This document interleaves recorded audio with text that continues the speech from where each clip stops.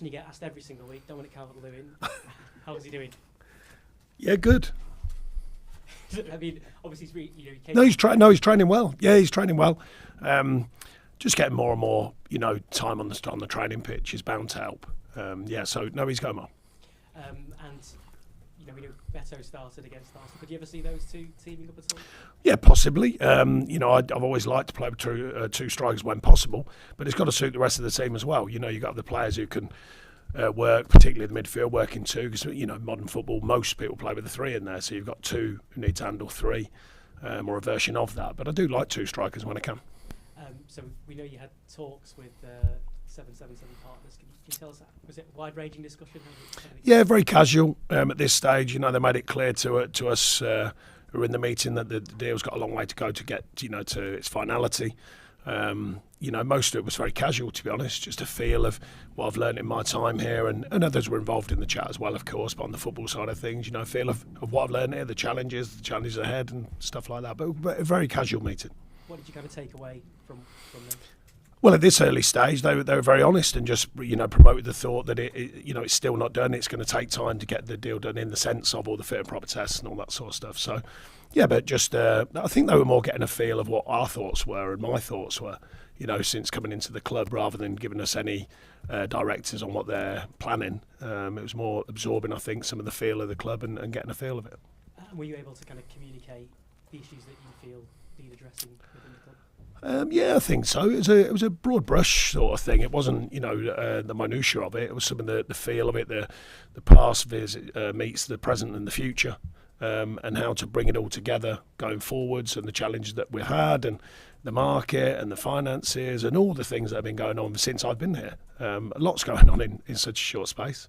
But they're aware of some of that, don't forget. They do their homework. They understand what not all of it, but they understand the feeling around the club and some of the challenges it's faced and faces. So, yeah, it was more of I must make it clear, very casual meeting, nothing heavy, just literally like a chat over a cup of coffee. So it sounds like there's still a little bit to go, and we know the regulatory stuff all needs to happen. Yeah, more the regulatory stuff. I think their intent is to be here, but the regulatory stuff, as you rightly said, that's the bit when they're saying, well, look, there's still that way to go on that side of things. How important do you feel it is that this takeover can be done as quick as possible? We know. Well, it's not really of my concern because I can't affect it anyway. But the idea is I'm sure that by putting the wheels in motion, and I think all the parties have been out there, via the media, so I think they're all intent on getting things to be done. But like I say, all the regulatory, issues and all the regulatory challenges to get things done, I don't know all the details of that, but I'm sure it does take a bit of time. Last one on this. Can you understand where the fans might be feeling on this? This uncertainty, it's not conducive to, positive feeling all round.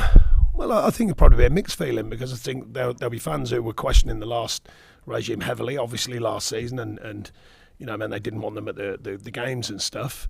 Then there's a new idea possibly coming in. So I think there's a mixed bag. I think fans will be looking at it, with which way is it going to swing, which way is it going to turn? Are they going to get the deal done and take it on? And the noise that would create, hopefully very positive noise, but we'll have to wait and see. So at this stage, it creates a hullabaloo over kind of nothing at times. At the end of the day, it's a business transaction. But as we know in football, there'll be these business transactions going to the public domain very quickly.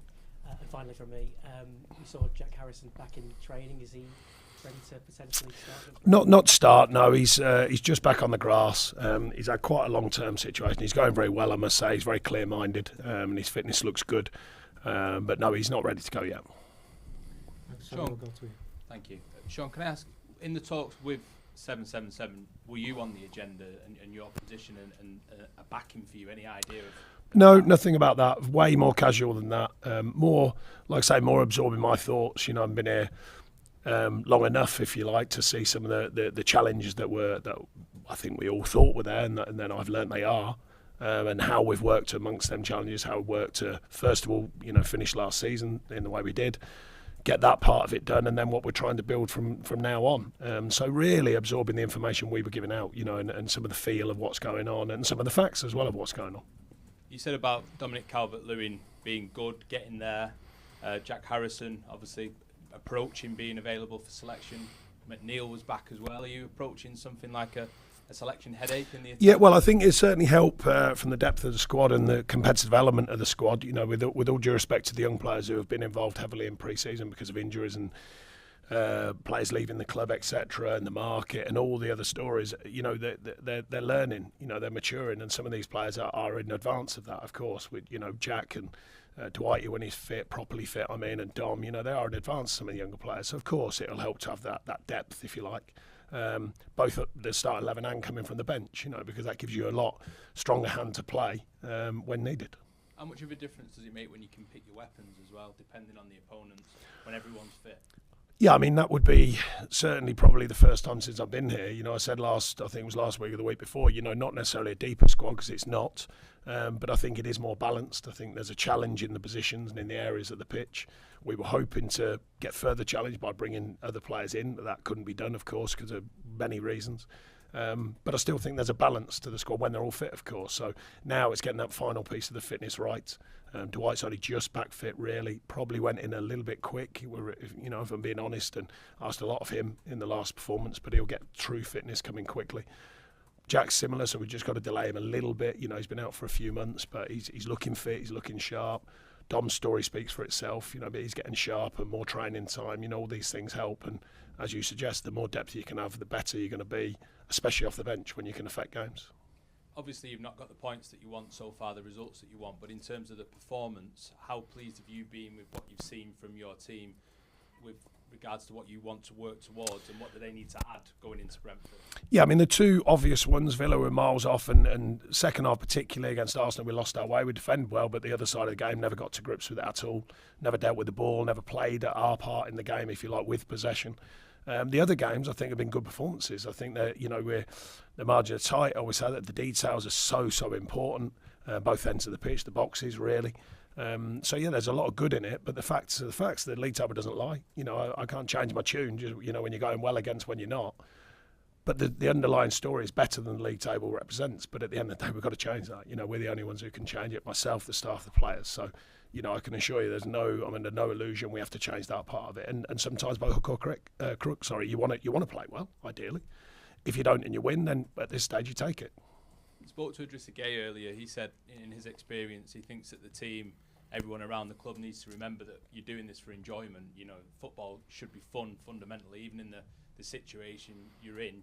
Do you see his point? Do you think there should be? I think it's professional fun. I think we certainly try and create an environment in the camp, but it's hard. The noise out there has not been positive around Everton Football Club for a long time now. So a lot of these players are, they're used to it in a bad way. Don't want to be used to bad news, of course, but eventually they have to get used to that kind of noise. But like I say, we've got to change that side of it.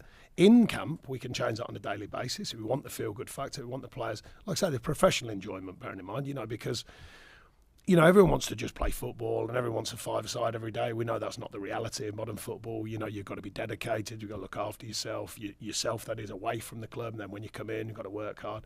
But that is part of the enjoyment of being a professional, a true professional. So, yeah, I think he's right. I think you've still got to play with a smile. You've got to find that kind of feeling that it is to perform. And I think we've shown that this season. We lost it against Arsenal. There's no two ways about it.